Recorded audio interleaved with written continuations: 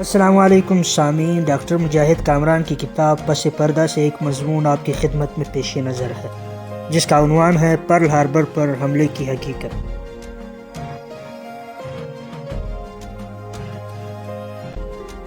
تمام دنیا جانتی ہے کہ 7 دسمبر 1941 کو جاپان نے امریکہ کے جزائر ہوائی پر حملہ کیا، جس کے نتیجے میں امریکہ مجبور ہو گیا کہ وہ جنگ عظیم دوم میں شامل ہو جائے۔ اس حملے کی اصل حقیقت اگلے 59 برس تک دنیا کی نگاہوں سے اوجھل رہی۔ اس حملے کے پیچھے کھیلے جانے والے کھیل سے پردہ اٹھانے والا شخص رابرٹ سٹنٹ ہے، جس نے 2000 میں اپنی کتاب دھوکے کا دن FDR اور پرل ہاربر پر حملہ اس راز سے پردہ اٹھایا۔ اس راز تک پہنچنے کے لیے مصنف کو فریڈم آف انفارمیشن ایکٹ سے بہت مدد ملی، جس کی روح سے واقعات کے 50 برس بعد بہت سی خفیہ دستاویزات اور ریکارڈ تک رسائی قانوناً ممکن ہو جاتی ہے۔ 7 اکتوبر 1940 کی تاریخ اس زمن میں انتہائی اہم ہے۔ اس روز امریکہ کے آفس آف نیول انٹیلیجنس نے وائٹ ہاؤس کو ایک خط بھیجا، جس میں یورپ اور مشرق کے بعید میں ہونے والی جنگ کا تجزیہ کرنے کے بعد یہ نتیجہ اخذ کیا گیا کہ جاپان کے ساتھ جنگ ناگزیر ہے، لہٰذا امریکہ جاپان کو ایسے وقت حملے پر اکسائے جو امریکی مفادات کے حق میں ہو۔ اس خط میں امریکی حکومت کو ایک 8 نکاتی منصوبہ پیش کیا گیا، جس پر عمل درآمد سے جاپان امریکہ پر حملہ کرنے کے لیے لازماً مجبور ہو جائے گا۔ اس خط کی اصل تحریک یورپ اور مشرق بعید میں برطانیہ کی پسپائی تھی، اور خط کے مصنف نے لکھا تھا کہ برطانیہ تادیر یہ جنگ نہیں لڑ سکتا۔ اس خط میں صاف لکھا گیا، جنوبی امریکہ، یورپ اور مشرق بعید میں امریکی اسٹریٹجک مفادات بری طرح متاثر ہوئے ہیں، لیکن امریکی عوام اور کانگریس جنگ میں شامل ہونے کے لیے تیار نہیں، کیونکہ صرف 10 دن پہلے 27 ستمبر 1940 کو جاپان، جرمنی اور اٹلی نے مشترکہ دفاعی معاہدہ کر لیا تھا، لہٰذا اگر جاپان امریکہ پر حملہ آور ہو جائے تو اس بہانے امریکہ جاپان کے حلیفوں جرمنی اور اٹلی کے خلاف بھی جنگ میں شامل ہو سکتا ہے۔ جاپانی حملے کے نتیجے میں امریکی عوام کے جذبات بھڑک اٹھیں گے اور وہ بخوشی جنگ میں شامل ہونے کے لیے تیار ہو جائیں گے۔ ریکارڈ سے پتہ چلتا ہے کہ اگلے ہی روز صدر روزویلٹ نے امریکی بحریہ کے commander in chief admiral Richardson سے 3 گھنٹے کی ملاقات کی۔ جب صدر روزویلٹ نے یہ منصوبہ رچرڈسن کے سامنے رکھا تو وہ پٹ پڑا۔ صدر محترم، بحریہ کے سینئر افسران اس ملک کی سویلین قیادت پر وہ اعتماد نہیں رکھتے جو بحر الکاہل میں کامیاب جنگ کے لیے لازم ہے۔ اس انکار کے قریباً 4 ماہ بعد روزویلٹ نے خاموشی سے رچرڈسن کو سبکدوش کر دیا۔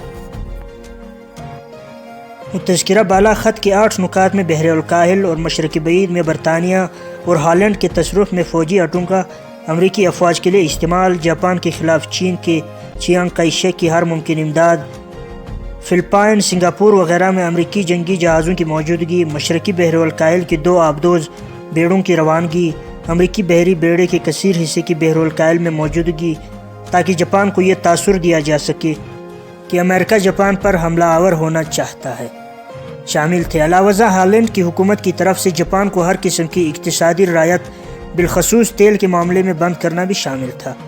آخری نقطہ برطانیہ کے ساتھ مل کر جاپان پر مکمل اقتصادی پابندی تھا۔ سٹنٹ نے اپنی کتاب میں اس خط کا عکس شائع کیا ہے۔ صدر روزویلٹ کی اوول آفس کی میز کے نیچے ایک مائکروفون نصب تھا، جس کے ذریعے وہاں ہونے والے تمام گفتگو وائٹ ہاؤس کے ایک تہخانے میں ریکارڈ ہوتی رہتی تھی۔ پرل ہاربر سے متعلق گفتگو کی ٹیپس محققین اب سن سکتے ہیں۔ ان ٹیپس سے پتہ چلا کہ روزویلٹ جاپان کو حملے پر اکسانے کے لیے بحریہ کے حکام کو یہ ترغیب دیتا رہا کہ کبھی کبھار جاپانی سمندروں میں امریکی جہاز اچانک نمودار ہونے چاہیے۔ وہ یہ بھی کہتا کہ کوشش یہی ہونی چاہیے کہ اس طرح جاپان کو غصہ دلانے میں ایک آدھ جہاز غرق بھی ہو جائے تو کوئی بات نہیں، لیکن 4-6 جہاز غرق نہیں ہونے چاہیے۔ بحر الکاہل میں امریکی بحریہ کے کمانڈر ایڈمرل کیمل سے روزویلٹ نے یہ منصوبہ چھپائے رکھا۔ روزویلٹ سے گفتگو کے دوران ایڈمرل کیمل نے کہا کہ اس قسم کی باتوں سے جنگ شروع ہونے کا خطرہ بہت بڑھ جائے گا۔ کیمل کو کیا معلوم تھا کہ بینہ یہی روزویلٹ کا منشا تھا۔ ستمبر اور اکتوبر 1940 میں امریکی انٹیلیجنس نے جاپان کی خفیہ سفارتی اور فوجی مواصلات دونوں کا کوڈ توڑ لیا تھا، لیکن ایڈمرل کیمل کو اس اہم بات سے قطعاً بے خبر رکھا گیا۔ سٹنٹ نے اپنی کتاب میں متعدد ایسی دستاویزات کی تصاویر یا عکس دے دیے ہیں جن سے پتہ چلا کہ ہر مرحلے پر امریکی حکومت جاپانی حکومت کی منصوبہ بندی سے آگاہ تھی۔ اقتصادی پابندیوں کے نتیجے میں جاپانی فارن آفس اور انتہا پسند فوجیوں کے درمیان تنازع کھڑا ہو گیا۔ فارن آفس گفت و شنید سے مسائل کا حل چاہتی تھی، جبکہ فوجی جنگ چاہتے تھے۔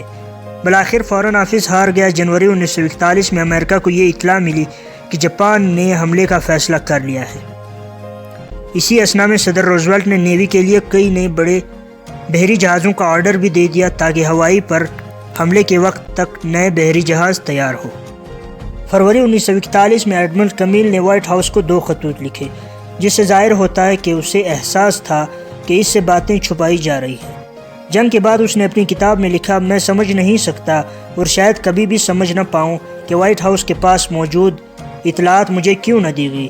26 نومبر کو کمیل کے استفسار کے جواب میں وائٹ ہاؤس نے اسے تار بھیجا کہ اگر تصادم ناگزیر ہو جائے تو ہماری خواہش ہے کہ پہلا حملہ جاپان کی طرف سے ہو۔ وائٹ ہاؤس کو خدشہ تھا کہ کمیل کے جاسوس طیارے جاپانی بیڑے کی آمد کا پہلے ہی پتہ نہ چلا لیں۔ اسی طرح کمیل کے ہاتھ باندھ دیے گئے۔ جاپانی حملے کے بعد امریکہ میں کوہرام مچ گیا اور غم و غصے کی لہر پر سوار ہو کر امریکی حکومت نے جاپان، جرمنی اور اٹلی کے خلاف اعلان جنگ کر دیا۔ سزا کے طور پر کمیل اور جنرل شارٹ کے عہدوں میں کمی کر دی گئی۔ امریکہ کی سیاسی اور دیگر حلقوں کو شبہ تھا کہ امریکی حکومت کو جاپانی حملے کا علم تھا، لیکن جنگ کے اختتام پر کانگریس نے تحقیقاتی کمیٹی مقرر کر دی۔ 1995 تک کانگریس نے 9 مختلف تحقیقاتی کمیٹیوں سے تحقیقات کروائی، لیکن فوج اور نیوی کے حکام نے تمام متعلقہ دستاویزات جن سے اصل بات پتہ چل سکتی تھی ان سے چھپائے رکھے۔ 1995 کی تحقیقات کلنٹن کے زمانے میں ہوئی اور یہ کمیل اور جنرل شارٹ کے خاندانوں کی درخواست پر ہوئی تھی تاکہ ان دونوں سے ہونے والی ناانصافی کا ازالہ ہو سکے، لیکن ایسا نہ ہو سکا۔ سٹینٹ لکھتا ہے کہ یہ انتہائی خوش قسمتی تھی کہ اتفاق سے اس کے ہاتھ وہ خزانہ آ گیا جس میں تمام اہم دستاویزات موجود تھے اور وہ حقیقت کو بے نقاب کرنے میں کامیاب ہو گیا۔ روشفورڈ وہ امریکی انٹیلیجنس افیسر تھا جو ہوائی سے خفیہ ترین معلومات روزویلٹ کو براہ راست مہیا کرتا تھا۔ اس نے وہ تمام معلومات کمیل سے چھپائے رکھیں جن سے جاپان کے ہونے والے حملے کا اندازہ ہو سکتا ہے۔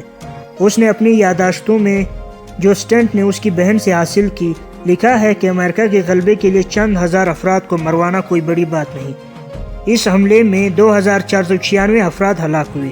ہلاکتوں کی یہ تعداد اس کے بہت قریب ہے جو 9/11 میں ہوئی۔